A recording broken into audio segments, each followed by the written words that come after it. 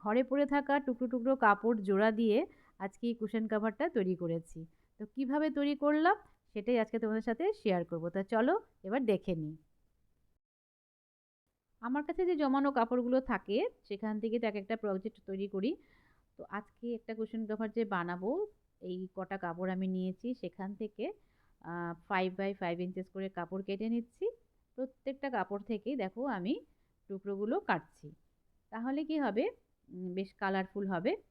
যেই জিনিসই বানাও না কেন, বিভিন্ন ধরনের কাপড় আমরা যখন সেলাই করব, অ্যাটাচ করব, দেখবে দেখতে বেশি ভালো লাগে। তো আমি প্রত্যেকটা টুকরোকে আমি করছি, একটু প্রেস করে নিচ্ছি, তাহলে সেলাই করতে সুবিধে হবে। তো দেখো অনেকগুলোই টুকরো আমি কেটে নিয়েছি। এবারে কি করব, একটা পেস্টিং পেপার নেব। হ্যাঁ, দেখো আমি পেস্টিং পেপার নিয়ে নিয়েছি। নেওয়ার পরে এটা আমি নিয়েছি 20x20 ইঞ্চেস। ঠিক আছে, ওটাকে যেহেতু সেলাই করব সেই জন্য একটু বেশি নিয়েছি। 16x16 ইঞ্চেস আমি ওই কুশন কাভারটা বানাবো। তো একটু বেশি নিয়েছি, কারণ সেলাই করব, তো সেলাই কাপড়টা চলে যাবে অনেকটা, সেই জন্য বেশি করে নিলাম। এবার দেখো এভাবে আমি ওপরে সাজিয়ে দিচ্ছি ওই পেস্টিং পেপারের ওপরটায়। এ দেখো, মানে বিভিন্ন কালারের কাপড় হয়েছে, দেখতে বেশ ভালো লাগছে। এবার এই পেপারটার ওপরে একটু প্রেস করলেই সব কাপড়গুলোর মধ্যে চিপকে যাবে।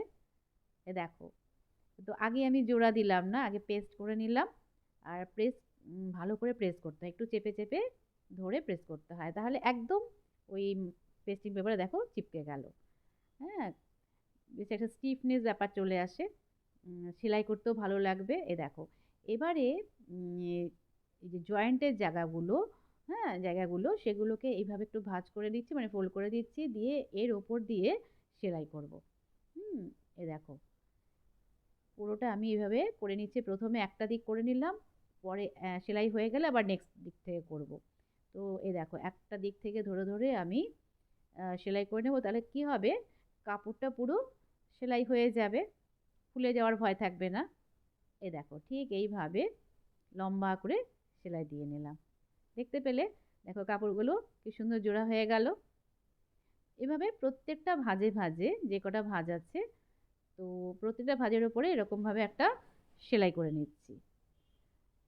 একদমই ইজি, অথচ দেখো দেখতে কত ভালো লাগবে। আর সব কটাই দেখো জোড়া দিয়ে, টুকরো জোড়া দিয়ে করছি। তো এইভাবে জোড়া দিয়ে দিয়ে দিয়ে দেখো আমরা একটা বড় ধরনের কাপড় কিন্তু তৈরি করে নিতে পারি। এভাবে দেখো বেড কভারও কিন্তু তৈরি করতে পারবে, বা বড় টেবিল টেবিল কভার, যাই কিছু বানাও না কেন, এভাবে জাস্ট টুকরো টুকরো জোড়া দিয়ে দিয়ে দিয়ে দেখো কত সুন্দর একটা ডিজাইন চলে আসে, তাই না? এবার দেখো একটা সাইড তো সেলাই করে নিলাম, এবার আরেকটা সাইডে দেখো ঠিক এভাবে ধরে ওই ভাঁজের দিকটা, মানে যে জয়েন্টের দিকটা, ওইভাবে ধরে ধরে আগে একটু ফোল্ড করে নিচ্ছি চেপে চেপে, তারপরে সেলাই করে দেবো। দেখতেই পাচ্ছ কত সুন্দর লাগছে। হ্যাঁ, এই দেখো সেম যেভাবে ওই পার্ট ওই দিকটা সেলাই করেছি, এবার এই দিকটা এইভাবে প্রত্যেকটা ভাঁজের ওপর দিয়ে হ্যাঁ সেলাই করে দেবো। এই দেখো, তার মানে কি হলো, প্রত্যেকটা টুকরো কিন্তু জোড়া হয়ে হয়ে গেল, একটা মানে একে অপরের সঙ্গে জোড়া হয়ে গেল। তো সেলাইটা আর খুলে যাওয়ার ভয় থাকবে না, একদম পাকাপোক্ত সেলাই হয়ে গেল। হ্যাঁ, সুন্দর একটা কাপড়ের টুকরো আমরা পেয়ে গেলাম, মানে ছোট ছোট কাপড় জোড়া দিয়ে, টুকরোগুলো জোড়া দিয়ে দেখো একটা বেশ বড় ধরনের কাপড় আমি পেয়ে গেলাম। এটা আমি কিভাবে ইউজ করব সেটা দেখো আমি করছি কুশন কাভারের জন্য, তোমরা যে কোনো কিছু তৈরি করে নিতে পারো এইভাবে। আর এবার কুশন কাভারের যা মাপ, সেই মাপ অনুযায়ী আমি কেটে নিলাম। 16x16 ইঞ্চেস লাগবে, তো সেখানে থেকে আমি 1/2 ইঞ্চি একটু বেশি রেখেছি। সেলাইতে সেলাইতে যায় আর কি, কাপড় সেখানে একটুখানি বেশি রাখতে হয়। এবারে ব্যাক পার্টের জন্য আমি ওই সাদা কাপড়টা নিয়েছি। আর ব্যাক পার্টটা আমি দেখো একটু অন্যরকমভাবে করি, অন্যরকম বলতে একদম সিম্পলভাবে। তো সেম মাপেরই আমি দুটো কাপড় নিয়েছি। একটা হয় কি, একটা মানে পেছন পাটটা করতে গেলে একটা দিক বড় কাপড় রাখতে হয়, আরেকটা দিক মানে আরেকটা পাট ছোট রাখতে হয়। কিন্তু এটা এখানে আমি যেটা করছি, দুটোই সেম মাপের কাপড় নিয়েছি, দেখতেই পাচ্ছ। হ্যাঁ, এই 16x16 ইঞ্চেস। এবার কাপড় দুটোকে দুদিকে না পুরো সেলাই করে দিলাম, দেখতেই পাচ্ছ। হ্যাঁ, দুদিক দিয়ে দুটো পাটকে সেলাই করে দিলাম, দেওয়ার পরে এদিকের পাটটা ফোল্ড করব, আর এই পাটটা ওপর দিয়ে ওভারল্যাপ করে দুদিক দিয়ে সেলাই করে দেবো। তার আগে একটুখানি ফোল্ড করে ওই যে খোলার যে জায়গাটা খোলা থাকবে সেখানে একটু ফোল্ড করে এরকম সেলাই করে দেবো। হ্যাঁ, এই দেখো দুদিকে আমি ফোল্ড করে সেলাই করে দিলাম, তাহলে সুতোগুলো বেরিয়ে যাবে না। এবারে দেখো ঠিক ওইভাবে একটা ভাঁজ করে দিলাম, ওইভাবে ফোল্ড করে। এবার আরেকটা ওপর দিক দিয়ে দিয়ে এবার দু সাইডে, একদিকটা খোলা থাকবে আর দু সাইডে জাস্ট সেলাই করে দিলেই একটা কিন্তু সুন্দর কভার তৈরি হয়ে যাবে। আর কত ইজি দেখতে পেলে, এটা সব থেকে ইজি কিন্তু প্রসেস।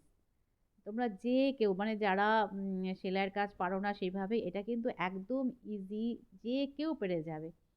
এবার দেখো কর্নারগুলো একটুখানি কাট করে নিচ্ছি, এবার সোজা করে দিচ্ছি। দেখো কত সুন্দর একটা কুশন কভার তৈরি হয়ে গেল, কত ইজি প্রসেসে।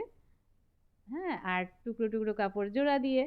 তো এ দেখো এইভাবে হলো তো, আর এদিকে ফোল্ডটা থাকলো। দেখো কত সুন্দর ব্যাকপার্টটা তৈরি হয় এভাবে করলে, কত ইজি ভাবে হয়ে যায়। তো এবার আমি কুশনটার মধ্যে ভরে দিচ্ছি। দেখো কত ভালো লাগছে এবার। আর ফিনিশিংটা কিন্তু ভীষণই ভালো আসে এইভাবে করলে। তোমার ব্যাক পার্টটা এই দেখো জাস্ট এভাবে ফোল্ড করা ছিল, এভাবে এভাবে আমি উল্টে দিচ্ছি। দেখো কি সুন্দর একটা কভার তৈরি হয়ে গেল ইজিলি। আর ফিনিশিংটাও জাস্ট কি বলবো, এত ভালো এসেছে, পারফেক্ট, একদম পারফেক্ট একটা কুশন কভার আমার তৈরি হয়ে গেল। ফাইনাল লুকটা দেখো, দেখতেই পাচ্ছ কত ভালো লাগছে দেখতে। আর টুকরো টুকরো কাপড় সব জোড়া দিয়েছি, আর কালারফুল হয়েছে ব্যাপারটা, সেই জন্য আরও বেশি ভালো লাগছে। সেই জন্য বলি বিভিন্ন ধরনের কাপড় জোড়া দিয়ে দিয়ে করলে তার লুকটা কিন্তু আলাদাই হয়। তো ফাইনাল লুকটা দেখো। তো চলো আজকের মতন টাটা, আবার দেখা হবে নেক্সট ব্লগে।